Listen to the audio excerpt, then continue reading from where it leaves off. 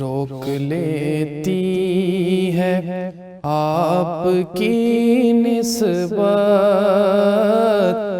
تیر جتنے بھی ہم پہ چلتے ہیں، روک لیتی ہے آپ کی نسبت، تیر جتنے بھی ہم پہ چلتے ہیں۔ یہ کرم ہے حضور کا ہم پر، آنے والے عذاب ٹلتے ہیں۔ یہ کرم ہے حضور کا ہم پر، آنے والے عذاب ٹلتے ہیں۔ اب کیا کوئی ہمیں گرائے گا، ہر سہارا گلے لگائے گا۔ اب کیا کوئی ہمیں گرائے گا، ہر سہارا گلے لگائے گا۔ ہم نے خود کو گرا دیا ہے وہاں، گرنے والے جہاں سنبھلتے ہیں۔ ہم نے خود کو گرا دیا ہے وہاں، گرنے والے جہاں سنبھلتے ہیں۔ اور اپنی اوقات صرف اتنی ہے،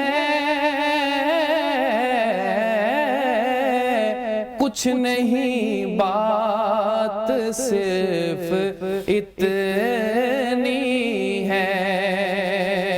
اپنی اوقات صرف اتنی ہے،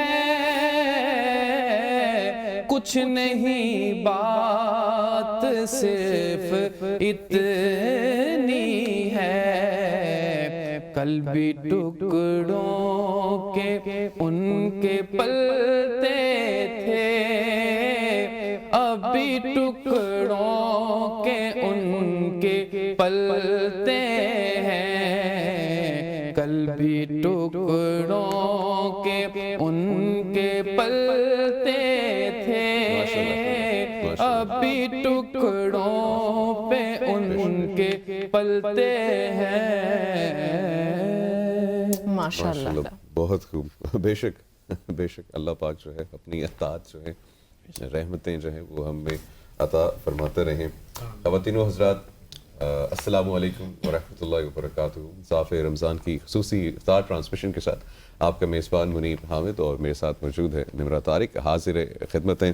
خواتین و حضرات، خوبصورت نعت مبارک رسول اللہ صلی اللہ علیہ وآلہ وسلم سننے کی سعادت ہم نے حاصل کی ہے دلاور پرویز صاحب سے۔ بہت ہی خوبصورت آپ نے نعت پڑھی، اللہ پاک اس کا اجر آپ کو عطا فرمائے۔ اور ناظرین محترم، آج امت مسلمہ جو ہے 26 رمضان المبارک کی سعادتیں جو ہے وہ حاصل کر رہی ہیں۔ بالکل ایسے ہی آج 26واں روزہ ہے، اور یہ موقع ہم سب کو ملا ہے کہ جو لمحات ہیں ان میں اپنے رب کی قربت حاصل کر کے جنت کے طلبگار بن جائے۔ ناظرین، آج افطار کے بعد 27 رمضان المبارک کی شب ہوگی۔ اس حوالے سے ہی آج ہمارے پروگرام کا موضوع جو ہے وہ شب قدر ہوگا، اور شب قدر میں حضرت جبرائیل علیہ السلام فرشتوں کے جھرمٹ میں زمین پر اترتے ہیں، اور جس شخص کو ذکر الہی میں مشغول کھڑا یا بیٹھا ہوا دیکھتے ہیں اس کے لیے دعائے مغفرت کی جاتی ہے، اور یہ رات 1000 مہینوں سے افضل ہے۔ 1000 مہینوں میں 84 سال اور 4 ماہ بنتے ہیں، اور جس نے یہ ایک رات، صرف ایک رات، ناظرین ابھی ایک رات کا میں ذکر کر رہی ہوں کہ اگر ایک رات عبادت میں گزار دی، اس نے یہ 84 سال جس کا میں نے ذکر کیا ہے، یہ اتنے سالوں کا ثواب حاصل کر لیا، آپ یہ سمجھ لیں۔ اور اس میں فرمان رسول کریم صلی اللہ علیہ وآلہ وسلم ہے کہ جس نے شب قدر میں ایمان کے ساتھ قیام کیا، اس کے گزشتہ سابقہ تمام تر گناہوں کو معاف کر دیا جاتا ہے۔ جو اس رات فیضیاب پا گیا، وہ سمجھ لیں کہ وہ دین اور دنیا اپنی دونوں طرح سے ہی سوار چکا ہے، کامیاب ہو چکا ہے۔ اصل میں ہمارے ہاں جو کامیابی کی ایک ڈیفینیشن ہے وہ غلط، وہ غلط ہم نے سیٹ کیا ہے۔ یہ اصل کامیابی ہے کہ جب آپ کے سارے گناہ معاف کر دیے جائیں اور آپ اللہ تعالیٰ کی عبادت میں مشغول پائے جائیں۔ اصل کامیابی یہی ہے، یقین کریں خواتین و حضرات، اصل کامیابی یہی ہے۔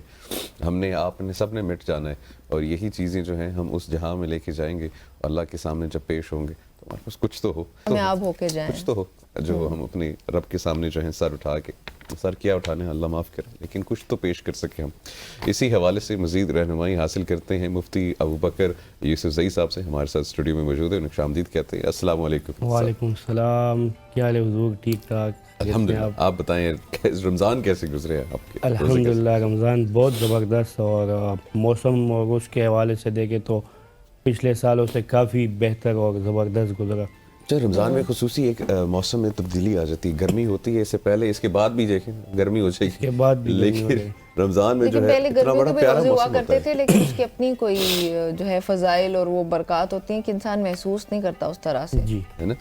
رمضان کی اپنی برکتیں اور رحمتیں اس میں، یہی مہینہ وہ ہوتا ہے انسان کو سمیٹ لیتی ہے، اس میں کوئی شک نہیں۔ اچھا مفتی صاحب یہ بتائیے گا کہ شب قدر کی اہمیت اور فضیلت کیا ہے قرآن و حدیث کی روشنی میں؟ قرآن اور حدیث جو بیان کرتے، بلکہ اس پر میں کہوں گا کہ باقاعدہ سورت نازل فرمائی رب نے، بے شک، سورۃ القدر کے نام سے، انا انزلناہ فی لیلۃ القدر وما ادراک ما لیلۃ القدر لیلۃ القدر خیر من الف شہر۔ تو سورۃ القدر میں جو اس رات کی اہمیت بیان فرمائی ہے، اس کی بنیادی وجہ اللہ تعالیٰ نے اپنی کلام کی بیان کی ہے کہ قرآن اس میں نازل کیا گیا۔ باقی 365 دن جو ہیں عام سال کے، تو وہ اور یہ لیلۃ القدر، یہ ایک ہی جیسی ان کی جو حیثیت تھی، لیکن لیلۃ القدر کو جو اہمیت اور فضیلت ملی، اس کی بنیادی وجہ قرآن کا نزول اس مہینے میں، اور وہ بھی نزول جو ہے قرآن کریم کا 2 قسم کا نزول ہوا ہے۔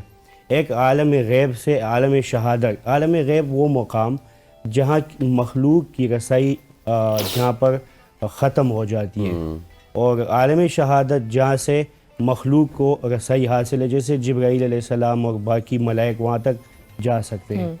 تو عالم غیب سے جب جس رات قرآن عظیم کا نزول عالم شہادت کو ہوا، اس رات کو لیلۃ القدر کے نام سے موسوم کیا گیا۔ جی، اس رات میں اللہ تعالیٰ نے قرآن کریم کو نازل فرمایا، اور آقا علیہ الصلوۃ والسلام، جیسے میڈم نے فرمایا کہ یہ رات جو ہے اس کے ذریعے اس میں کی گئی عبادت کی وجہ سے آپ کو پچھلے تمام گناہ اللہ معاف فرما دیتا ہے۔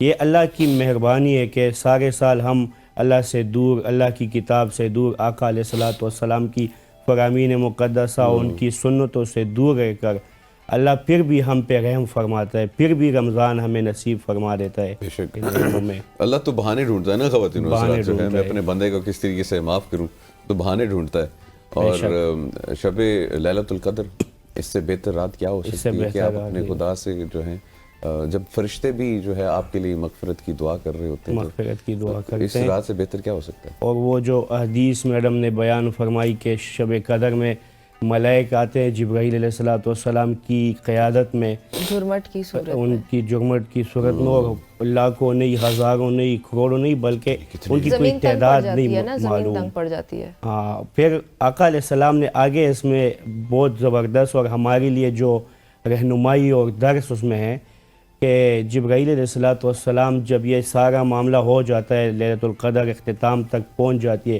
جیسے قرآن نے فرمایا ہیا حتی مطلع الفجر، یہ سورج کے فجر کے طلوع ہونے تک یہ رات برقرار رہتی ہے۔ تو جب یہ ملائک واپس جانے لگتے ہیں تو جبرائیل علیہ الصلوۃ والسلام فرماتے ہیں کہ اس رات میں جناب محمد رسول اللہ صلی اللہ علیہ وسلم کی تمام امت کو اللہ رب العزت معاف کر دے گا.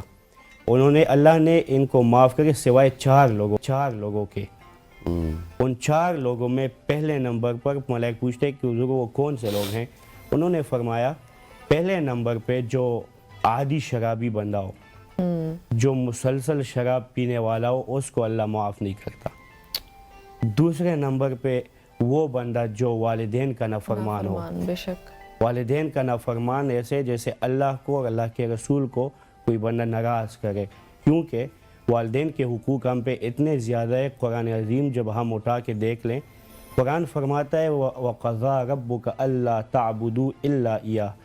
اللہ نے فیصلہ فرمایا آپ کے رب نے کہ عبادت میرے سوا کسی کی نہیں کرنی، صرف اور صرف میری عبادت. جب اپنا حق بیان فرما لیتا ہے تو اس کے بعد دوسرے نمبر پہ وَبِالْوَالِدَيْنِ إِحْسَانًا، اپنے والدین کے ساتھ احسان کیجئے گا. یعنی اس سے اہمیت ظاہر ہوتی ہے کہ اللہ نے اپنے حق کے بعد والدین کا حق. تو حدیث میں بھی یہی آتا ہے کہ جس بندے نے نافرمانی کی اپنے والدین کی، والدین کا نافرمان رہا، اس کی مغفرت نہیں ہوتی. یہ اتنی برکت والی رات میں اس بدبخت کی مغفرت نہیں ہو سکتی. تیسرا نمبر ان کا آتا ہے جو اپنے رشتہ داروں سے قطع تعلق کرتے ہیں، رشتے توڑتے ہیں. مطلب یہ رشتے تو اللہ نے ہمارے ٹائم تو ہے نا ہمارے ساتھ، جو اللہ نے ہمیں دو قسم کے رشتے دیے ہیں.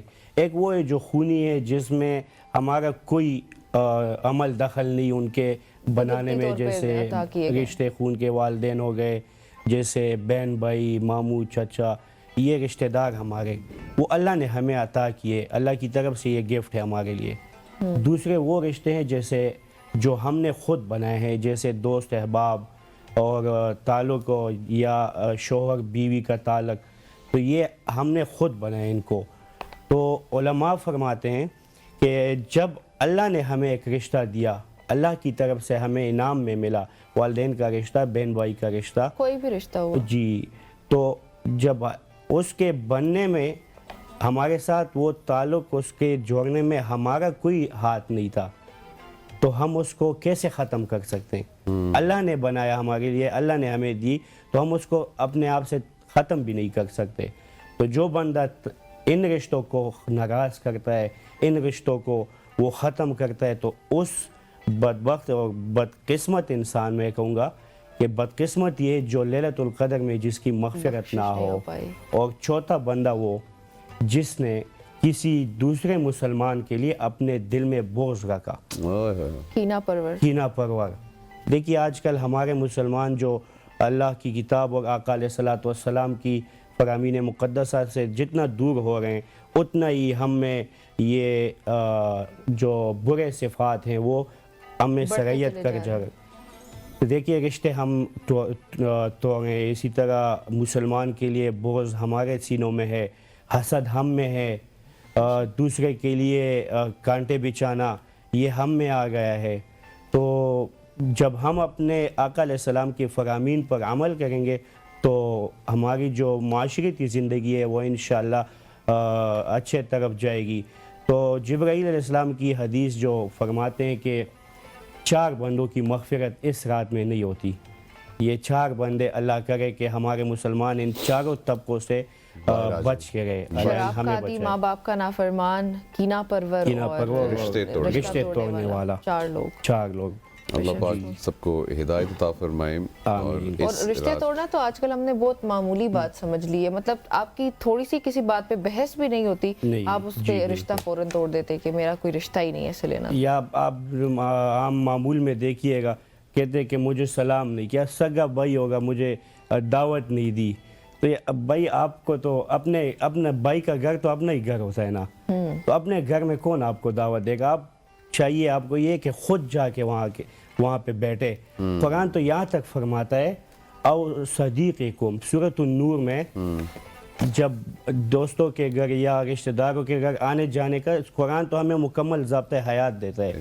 تو رب فرماتا ہے کہ آپ اپنے دوست کے گھر جا کے خود سے وہاں پہ جا کے ان کو کہیے کہ مجھے کھانا دو، مجھے یہ چاہیے، چائے پلاؤ.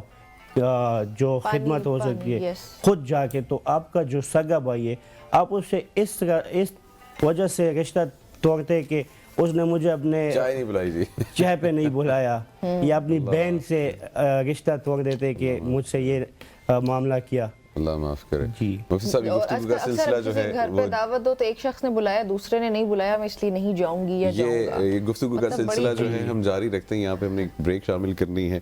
اور دلاور پرویز صاحب آپ کو بہت بہت شکریہ، آپ نے بہت ہی خوبصورت نعت پڑھی. اللہ پاک آپ کو اس کا اجر عطا فرمائے. خواتین و حضرات یہ ہم شامل کرتے ہیں چھوٹی سی بریک. آپ دیکھتے رہیں صاف رب.